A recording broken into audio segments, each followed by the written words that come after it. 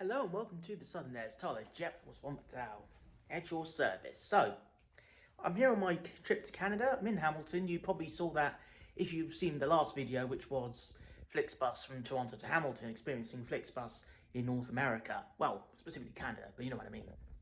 This is the Hampton by Hilton in Hamilton, Ontario. And the reason I'm in Hamilton is a lot of people are probably thinking, why are you all the way out there? You know, isn't there more to do in Toronto? I'm going to take you to an aviation museum here in Hamilton, and it's one of the coolest collections in all of Canada. The Canadian Warplane Heritage Collection, home to one of only 2 airworthy Avro Lancasters in the entire world at the time of filming.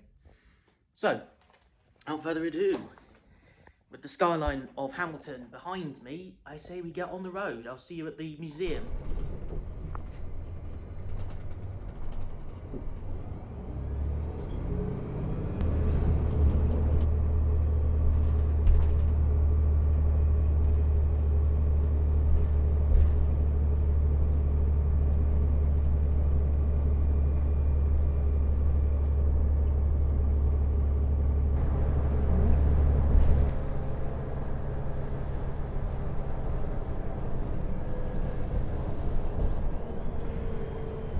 Here we go, everyone.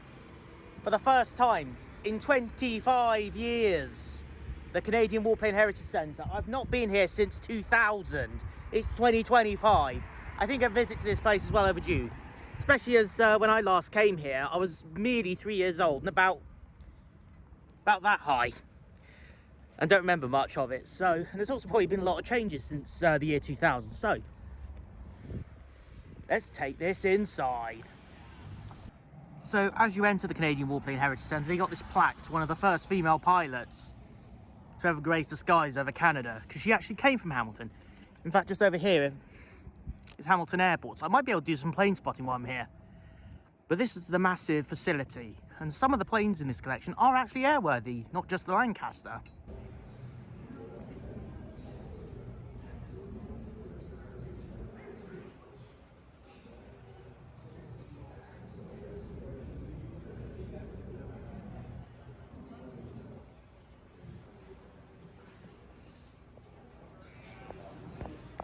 So here we have a scale model of what should be an RAF base, or Royal Canadian Air Force base, in Burma during World War II. So we got some DC-3 Dakota models here. We've got Spitfire, some Republic Thunderbolts, and some downed Japanese aircraft, including a Mitsubishi Zero. Interesting fact, in the Pacific, Royal Air Force, Royal Australian Air Force, and Royal Canadian Air Force aircraft had 2 shades of blue on their roundels because they didn't want bright red, because it could easily be mixed up in a combat situation with the Japanese Imperial Zeros that had this roundel here, which is bright red.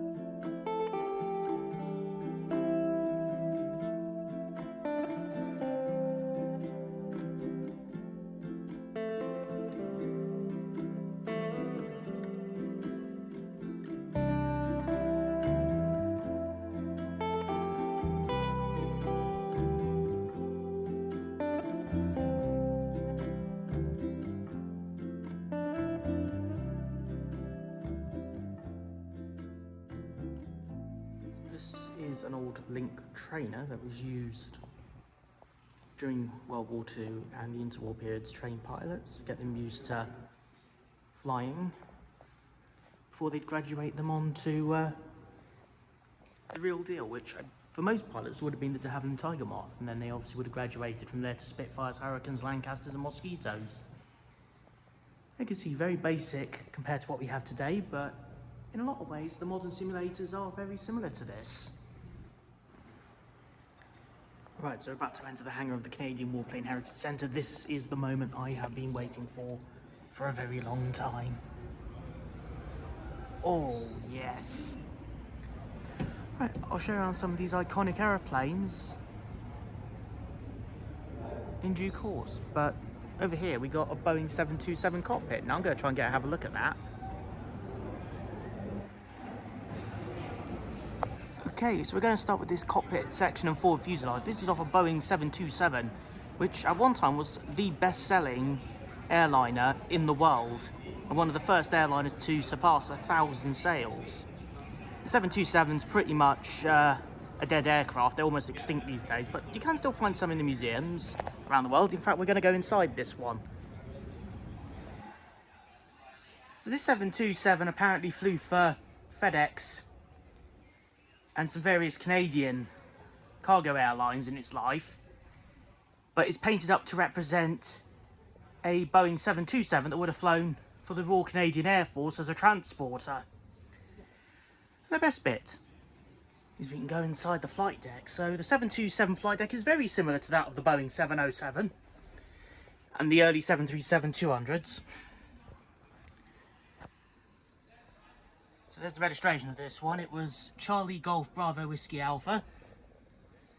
This is the flight engineers panel. Obviously flight engineers are another long gone factor from aviation. Only very few classic 747s still flying basically have these, and a few odd not MD-11s, DC-10s.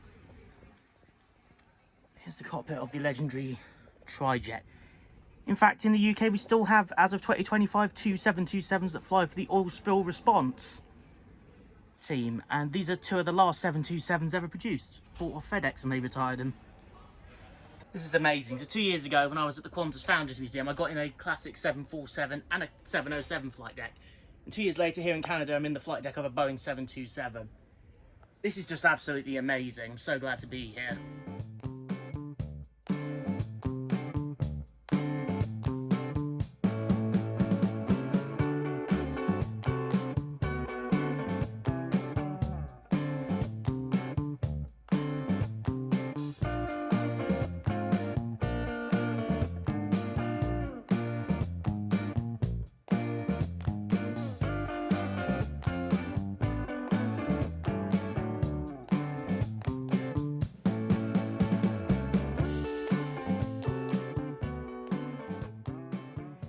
So this is a Fairey Firefly, another World War II aeroplane, built by the same guys that built the Fairey Swordfish, which you've seen from our Bournemouth Air Festival videos.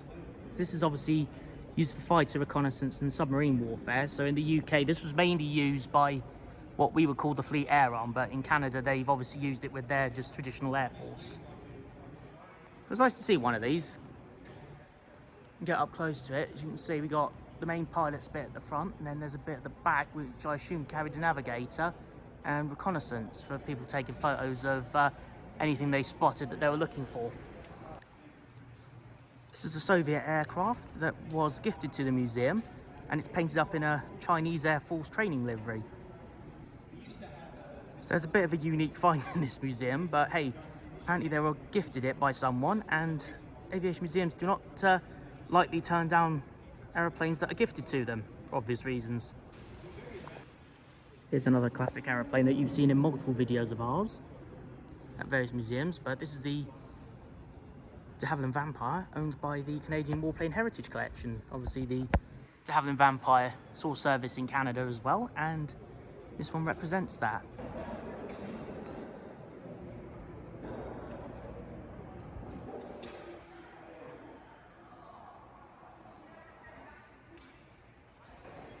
Okay, we've got a very special aeroplane about to feature on our channel. This is a Douglas DC-3 Dakota, or C-47, and this one flew actually in World War II. Flew for the Royal Air Force and later the Royal Canadian Air Force, but obviously when it was in RAF service it was flown by Canadian crew, and this aeroplane actually flew during D-Day and Operation Market Garden over France and Holland. So this is the only warbird that actually flew in the war at this museum's collection. So it's actually very impressive to see this aircraft preserved here.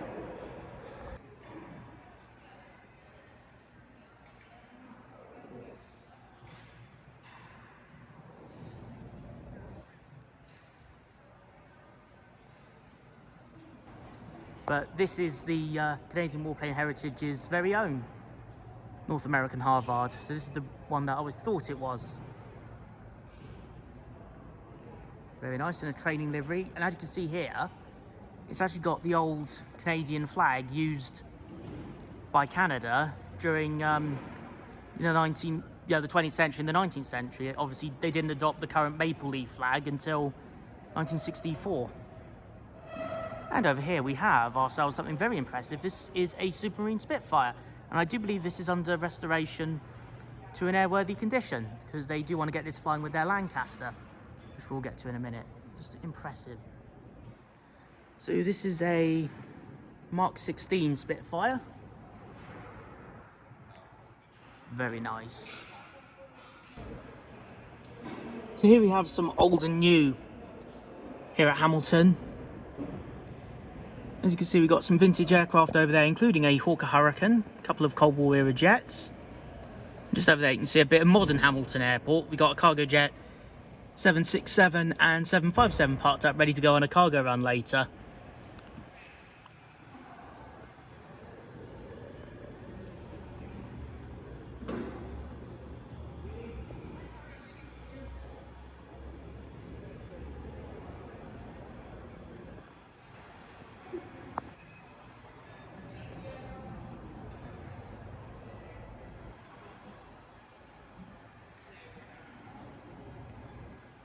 And over here we have one of the most famous aeroplanes of World War II, the B-25 Mitchell. Okay, so you probably remember the B-25 from the Lincolnshire Heritage Centre video we did a few years ago, which is an old RAF Museum collection aircraft, but this one's owned by the Canadian Warplane Heritage Collection, and it's airworthy. The only other airworthy Mitchell I've seen is the one from the Royal Dutch Air Force's Heritage Flight. But obviously the Canadian Air Force and the RAF did use the B-25 quite extensively in World War II, especially around D-Day, although they are mostly remembered as being an American Air Force aeroplane, and the Americans used the B-25 in the famous Doolittle raid, where 16 of these things were launched off the carrier, the US carrier, I believe it was the Hornet, and they went and struck Tokyo. First time that mainland Japan was ever hit by enemy attack in its entire history.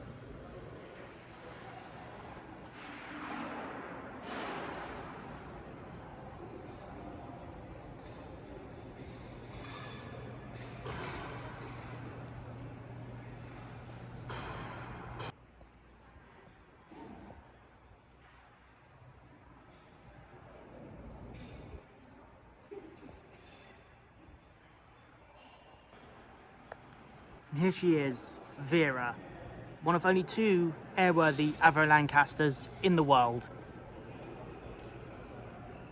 Now, Banjo Man has very fortunately seen Vera flying in the UK with the BBMF Lancaster when it came over to do a joint tour. Unfortunately, I missed it because the Canadian Lancaster had an engine fault, and sadly the time I was there to see the air show, this aeroplane was grounded because of the engine fault. But first time in 25 years, I have now reunited with Vera. The highlight of my trip, I tell you what. So here we have a list of the aircraft and crews of Operation Chastise, the Dam Busters raid. And a lot of people may not know this, but even though this was an RAF squadron based in the UK, most of the crew members on this raid were actually Australians and Canadians, believe it or not. So as you can see, Vera is currently undergoing her winter restoration, ready for the flying season next year in Canada and North America. At the moment, she's going to be the only airworthy Lancaster in the world, as the BBMF Lancaster is currently at Duxford having a D check done, which is going to take her out of commission for 18 months to 2 years. But, you know, it takes a lot of effort to get these planes going, and you've also got to treat them with a lot of respect, because these airplanes are pushing 80 years old. So sometime 25 years ago, my dad got a photo of me somewhere under the bomb bay of Vera the Lancaster. So here I am, 25 years later, nearly 30 years old, stood under the Canadian Warplane Heritage's Lancaster. Just absolutely amazing.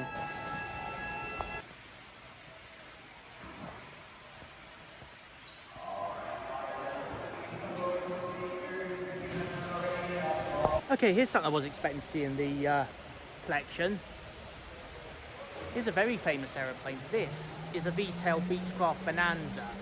Now, in 1959, on the 3rd of February, Buddy Holly, J.P. Richardson, the Big Bopper, and Richie Valens boarded with their pilot, Roger Peterson, one of these, at the Clear Lake, Iowa airport, and took off in one of these things. The plane took off, flew a few miles away from the airport, and then came down into a cold field near Clear Lake, Iowa, and thus creating the day the music died, the first of the great rock and roll tragedies.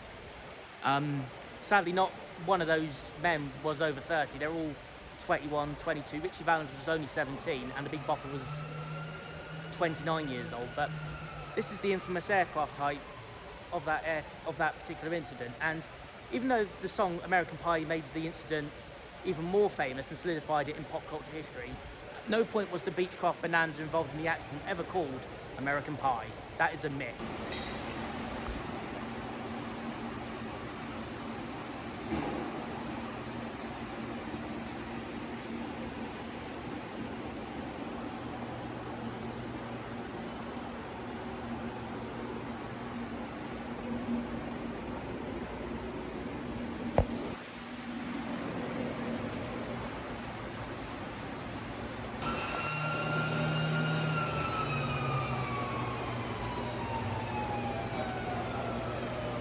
Very cool. Here's something you might remember from our long reach video from Australia as well as Cosford, a bit more recently, but this is a Catalina flying boat. There are some of these dotted around the UK, including one that's airworthy. There's a lot flying in America, and there's a couple still flying in Australia as well. But this was a very vital aeroplane for the Allied forces back in World War II, both in the European and the Pacific fronts. Here's something familiar. So this is a Boeing Stearman biplane, currently under restoration because it is missing one of its wings. But you may remember these from Bournemouth Air Festival vlogs we've done, as well as a recent West Country road trip I did with Benjamin and the Mushroom Hunter, because this is the aeroplane used by the aerobatic wingwalkers at RNF Redcone. This is what a military one looks like when it's not geared up for wingwalking displays. Now here's something you don't see every day in Canada, but I'm not sure what plane this is, but I do recognise that wing pattern. That is the colour scheme of the Royal Norwegian Air Force. Obviously me and the barista did a video in Scandinavia where we visited the Royal Norwegian Air Force Museum just off Oslo Airport. But this aeroplane here is painted up as a Norwegian aircraft trainer.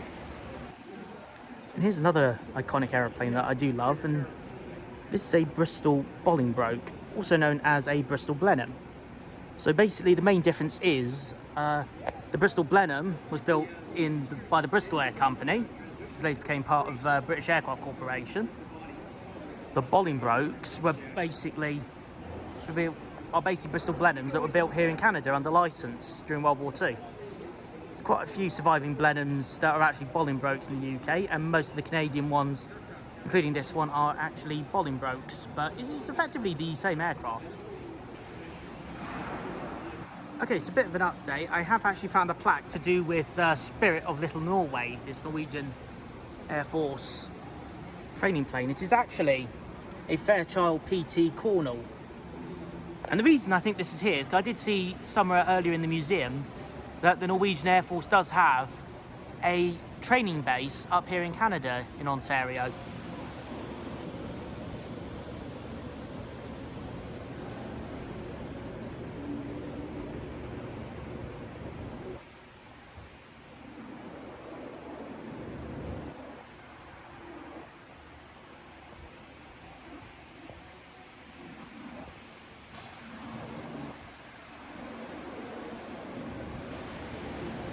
So there's an outdoor viewing area where those planes are parked, the ones I showed you earlier. We are actually being taken outside. I'm just waiting for the volunteer to free up with some of these other people that have asked to go on it. So hopefully I'll show you some of the stuff outside.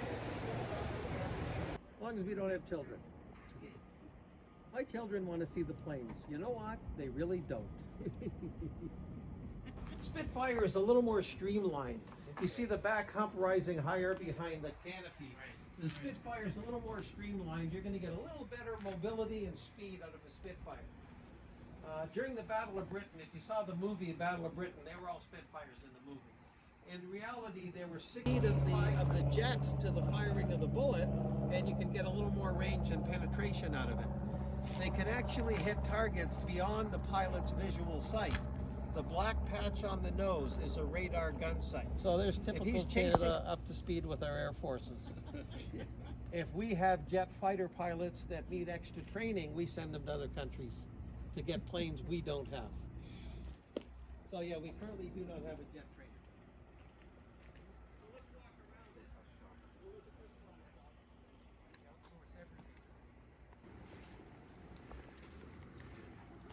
This aircraft is really important for the development of modern jet aircraft from when it came out of here.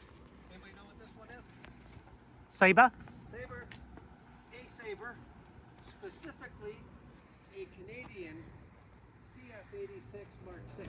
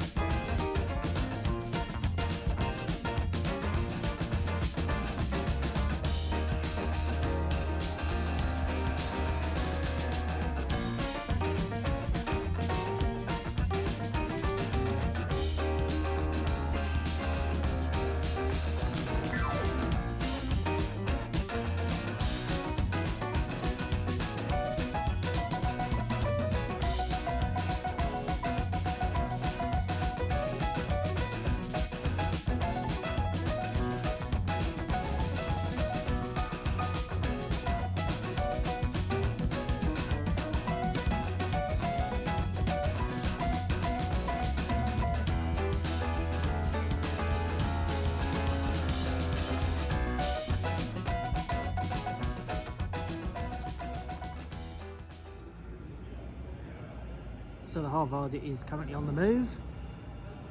Maybe coming back in.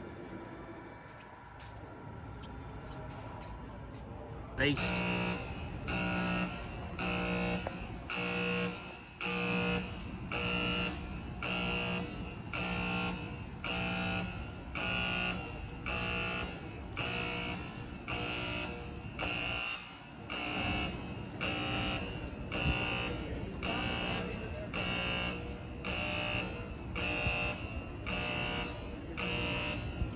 You don't see this every day, that's for sure. Spoke too soon, they're just moving the Catalina.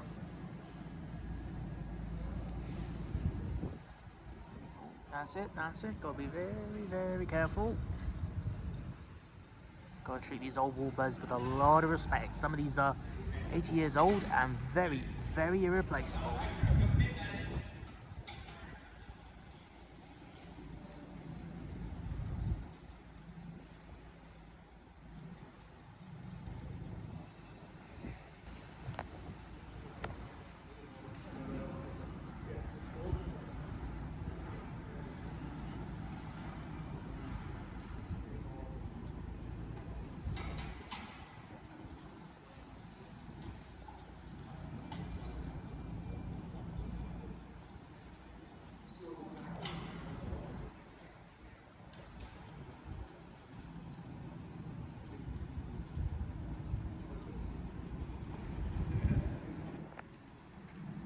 Here comes the Harvard.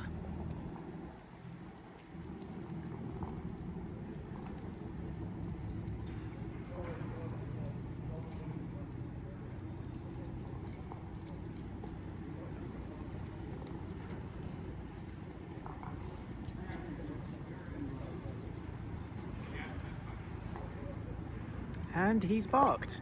Good to go. And that's, everybody, is the Canadian Warplane Heritage Centre. I hope you enjoyed that vlog and me showing you around one of the coolest aviation museums you can visit here in Canada. If I just turn around, you've got obviously this big C-100 fighter jet behind me and this beautiful Ontario sunset, but I need to go catch a flight now to Edmonton. Thank you for following the Subnez. I'm Jett Force, as always, at your service. And I shall see y'all in the next one. Safe travels, my friends.